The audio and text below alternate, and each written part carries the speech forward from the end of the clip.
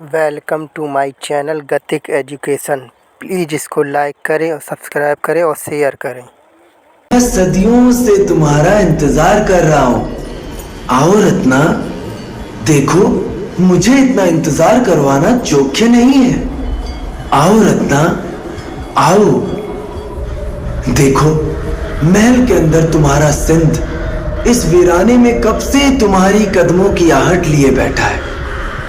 मेरी प्यारी राजकुमारी रत्ना। श्वेता हाँफते हुए अपनी आंखें खोलती है। पसीने से भीगा शरीर, तेज चलती हुई सांसें, आंखों में कई सवाल और होठों पे हनुमान चालीसा का जाप। श्वेता की आवाज सुन पास ही बिस्तर में सो रही श्वेता की मां जाग जाती है। श्वेता बेटा, आप ठीक तो हैं? आपकी सांस इतनी उखड़ क्यों रही है? कहीं आपको वो सपना फिर से तो नहीं आया? अपनी माँ की बात सुन श्वेता उनके गले से लगकर रोने लगती है। रंजना श्वेता की पीठ पर हाथ रखकर उसे सांत्वना देती है। हम समझ गए बेटा, आपको फिर से वही सपना आया ना? हाँ माँ, वही सपना, एक पुराना सा किला और उसी खंडर में स्थित एक पुराना शिव मंदिर। हम अपने आप को शिव मंदिर में आराधना करते हुए देखते हैं। वही जानी पहचानी सी आवाज हमें उस सपने में सुनाई देती है जो हमें राजकुमारी रत्ना कहकर महल के अंदर बुलाती है, और हम कश्मकश में पड़े मंदिर की चौखट को लांघने ही वाले होते हैं कि हमारी नींद खुल जाती है। बेटा तुम इतनी विचलित मत हो, ये सब हमारे मन का वहम होता है और बस एक सपना ही तो है, कोई हकीकत तो नहीं। गुरुदेव ने जो आपको अमोघ मंत्र दिया है, आप शांत मन से उसका जाप कीजिए। ईश्वर में आस्था रखिए और गुरुदेव पर हमें पूरा भरोसा है। आप जल्द ही उस बुरे सपने को भुला देंगी। आखिर आप तो हमारी बहादुर बच्ची है ना? फिर भला ऐसे सपनों से क्यों घबरा रही हैं? सपने तो सपने ही होते हैं, इनका वास्तविकता से कोई लेना देना नहीं होता। श्वेता ध्यान में लीन होकर हनुमान चालीसा का जाप करना शुरू कर देती है और रंजना घर के काम में व्यस्त हो जाती है। काम करते करते उसे गुरुदेव की बातें याद आती है जो उन्होंने श्वेता के लिए बोली थी।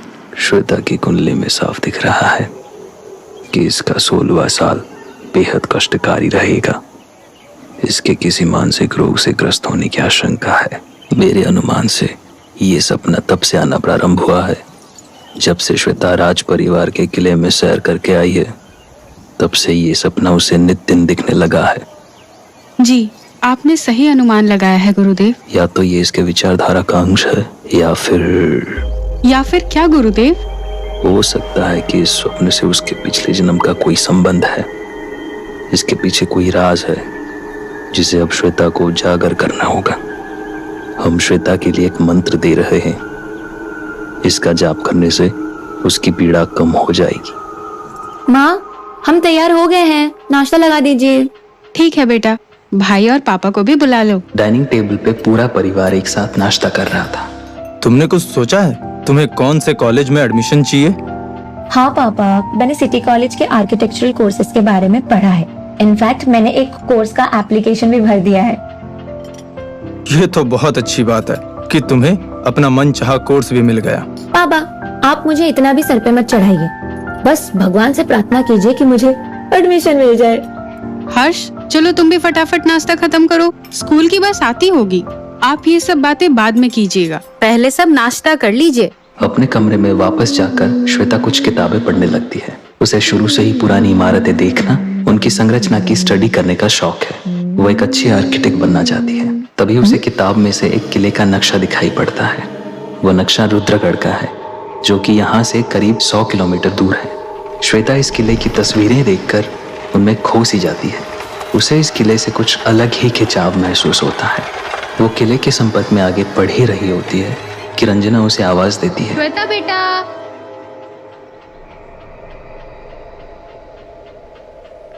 रत्ना,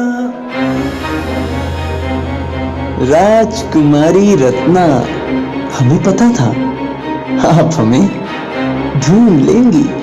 श्वेता का राजगढ़ के किले से क्या संबंध है? क्या गुरुजी की भविष्यवाणी सच हो? आपको कुछ काम था हमसे? बेटा, मुझे लगा तुम्हें पुराने बिल्डिंग के आर्किटेक्चर के बारे में जानने का बहुत शौक है ना। ये देखो कितनी अच्छी डॉक्यूमेंट्री आ रही है इसके बारे में। मैंने सोचा तुम भी मेरे साथ बैठकर देख लोगी।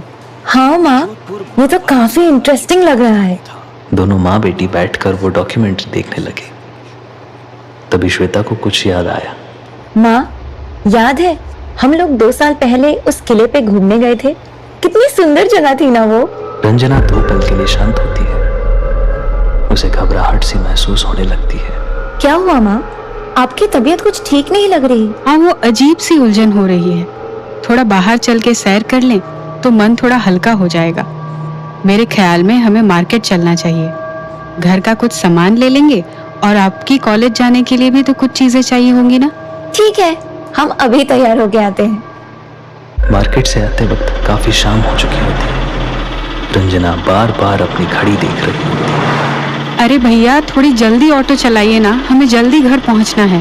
क्या हुआ माँ? ऐसे भी क्या जल्दी है? आप हमें शाम होने के बाद घर के बाहर क्यों नहीं रहने देती? आज भी आप ऐसा ही कर रही हैं। रंजना असमंजस में पड़ गई।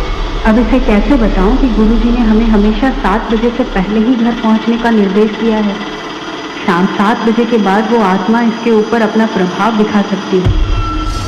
घर में भी वो श्वेता का तब तक कुछ नहीं बिगाड़ सकती जब तक उसने इस नियम का उल्लंघन नहीं किया हो। बेटा, ऐसी कोई बात नहीं है। बस हमें घर पहुंचकर शाम की आरती करनी है और तुम्हारे पापा भी तो आने वाले होंगे ना, बस इसीलिए। श्वेता समझ रही थी कि रंजना झूठ बोल रही है, लेकिन उसने अपनी माँ से कोई बहस ना करना ही उचित समझा। ट्रैफिक के बीच से ही गाड़ी निकालकर ऑटो वाला जैसे तैसे 7:15 तक उनको घर तक ले आया। रंजना हड़बड़ी में श्वेता को लेकर घर के अंदर घुसी। बेटा, हाथ पैर धो लो, हम आरती की तैयारी करते हैं। हाँ माँ, हम बस सामान रख के अभी नीचे आते हैं। रंजना मुंह हाथ धोकर पूजा की तैयारी में व्यस्त हो जाती है। कहाँ रह गई ये लड़की? श्वेता बेटा, आओ, आरती का वक्त हो गया है। लेकिन श्वेता की तरफ से कोई आवाज नहीं आई। रंजना को कोई शंका हुई तो वो सीढ़ियां चढ़कर श्वेता के कमरे में चली गई। सामने दिखने वाला मंजर बड़ा ही खौफनाक था। कमरे की खिड़कियां खुली हुई थी और जोरों की हवा बह रही थी। श्वेता के बाल भी इधर उधर उड़ रहे थे। वो बालकनी पे खड़े होकर चांद की तरफ देखे जा रही थी। श्वेता बेटा, नीचे चलो, मैं तुम्हें कब से बुला रही हूँ। लेकिन श्वेता ने कोई जवाब नहीं दिया। वो एक ही तरफ देखकर मुस्कुरा रही थी। हम आपसे मिलने के लिए बहुत बेताब है सदाशिव। सदियों पुराना इंतजार अब खत्म हो जाएगा। रंजना के बार बार बुलाए जाने पर भी श्वेता कोई प्रक्रिया नहीं दे रही थी, श्वेता, जैसे वो किसी और दुनिया में हो। श्वेता। तभी वो धीरे धीरे बालकनी के बगल में बनी कंक्रीट की सीढ़ियों पर चढ़ने लगी, जैसे बालकनी से नीचे झांक रही। ये बेहद ही खतरनाक था, क्योंकि किसी भी पल उसका संतुलन खो सकता था और वो नीचे गिर सकती थी। श्वेता बेटा, पीछे हटो प्लीज, तुम गिर जाओगी। श्वेता का सम्मोहन भी उसी क्षण टूट गया। क्या हुआ माँ? ये थाली कैसे गिर गई? आप ठीक तो है ना? श्वेता, तुम ठीक तो हो ना? हाँ माँ, लेकिन आप रो क्यों रही हैं? कुछ नहीं, बस ऐसे ही। चलो हम नीचे चलते हैं। रंजना को समझ आ गया था कि उस आत्मा का श्वेता पे प्रभाव बढ़ चुका है और वो इतनी शक्तिशाली हो गई थी कि वो घर में प्रवेश कर चुकी थी।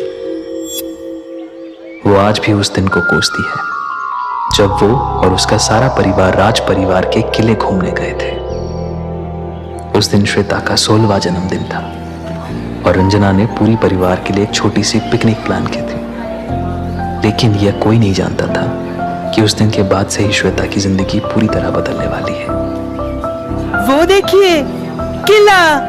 थैंक यू माँ पापा, ये आज तक का बेस्ट सरप्राइज है। हैप्पी बर्थडे बेटा, हमें पता था आपको यहाँ आकर बहुत खुशी होगी। वहां का गाइड सभी टूरिस्ट को किले का टूर दे रहा था और उसके बारे में बता रहा था। Welcome to the Rajgarh fort. इस किले का इतिहास करीब 600 साल पुराना है। कहते हैं यहाँ के आखिरी राजा का नाम था राजा वीर सिंह राजवंशी और उनकी रानी थी चंद्रप्रभा देवी। इनके इतिहास के बारे में हमें जितना भी ज्ञान प्राप्त होता है सब किस्से कहानियों से मिला है। मैंने यहाँ के बारे में पढ़ा था कि इस राज्य के राजपुरोहित ने शत्रु राज्य को राजगढ़ के सारे भेद खोल दिए थे और उसी के कारण इन्हें पराजय का सामना करना पड़ा और ये राज्य नष्ट हो गया। ऐसे कई सारी बातें हमें कस्बे के लोगों से सुनने को मिलती है। कुछ लोगों का मानना है कि उस राजपुरोहित ने जादू टोने से पूरे राज्य पे कब्जा कर लिया था, लेकिन कोई लिखित साहित्य ना होने की वजह से हम कुछ ठोस तरह से नहीं कह सकते कि आखिर इस राज्य का विनाश कैसे हुआ होगा। श्वेता के लिए ये टूर और भी रोमांचक होता जा रहा था। उसे इस किले से एक अजीब सा अपनापन महसूस हो रहा था, जैसे वो किसी जानने वाले से दोबारा मिल रही हो।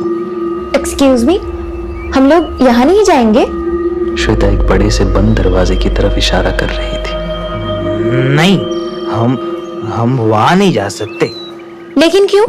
मैंने सुना है कि इस द्वार के पीछे ही राजगढ़ का अंदर महल शुरू होता है, जहाँ औरतों का महल हुआ करता था। गाइड 2 पल के लिए स्तब्ध होकर खड़ा रहा। उसे यकीन नहीं आ रहा था कि इतने कम उम्र की लड़की को इतनी गुप्त बातें कैसे पता हो सकती है। अपनी परेशानी ढकने के लिए वो बहाने ढूंढने लगा। दरअसल वो हिस्सा अभी हाल ही में बंद किया गया है। लोगों के साथ वहाँ खो जाने की, अजीबोगरीब आवाजें सुनाई देने की और दूसरी अलौकिक घटनाएं हो रही थी। इस वजह से सरकार ने वहाँ जाना निषेध कर दिया है। लेकिन आप फिक्र मत करो, किले के दूसरी तरफ और भी खूबसूरत नजारे देखने को मिलेंगी। तो चलिए। श्वेता ना चाहते हुए भी बाकी टोली के साथ आगे बढ़ जाती है, लेकिन उसका दिल उसी दरवाजे पर ठहर चुका होता है। आखिर क्या छुपा है इस बंद दरवाजे के पीछे? ऐसा क्या है जो श्वेता को इस दरवाजे की तरफ खींचे जा रहा है? ऐसा क्या होगा यहाँ कि श्वेता की जिंदगी हमेशा के लिए बदल जाएगी? जानने के लिए जरूर देखिए। Thanks for my watching video. Please इस चैनल को लाइक करें, सब्सक्राइब करें और शेयर करें।